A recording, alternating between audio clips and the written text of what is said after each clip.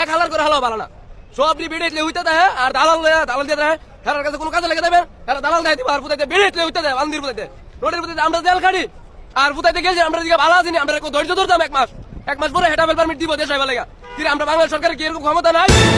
বাংলাদেশের সরকারের তো তোমাদেরকে নিয়ে ভাবার কোনো সময় নাই, কারণ তোমরা প্রবাসী, তোমাদেরকে তো একটা উপাধি দিয়ে দিছে। উপাধিটা হইলো তোমরা রেমিটেন্স যোদ্ধা। কারণ আমরা বাঙালি, আমাদেরকে একটু ফার্ম যে দিতে পারে, একটু হাওয়া যে দিতে পারে, তার কথাই আমরা বলি। তাদের কথা শুনে আমরা সব রেমিটেন্স 7 ডাউন, 10 ডাউন, 20 ডাউন করে দিই।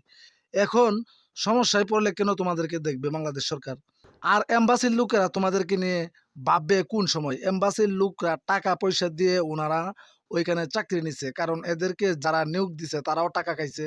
এরা ঘুমাইলেই কি, এরা মদ খাইলেই কি, বেডি নিয়ে ঘুমাইলেই কি, এদের তো কোনো সমস্যা নাই। কারণ এরা জানতেছে এদেরকে যারা নিয়োগ দিছে তারা লক্ষ লক্ষ কোটি কোটি টাকা দিয়ে তারা একটা চাকরি নিছে, এদেরকে কেউ কোনো কিছু বলবে না।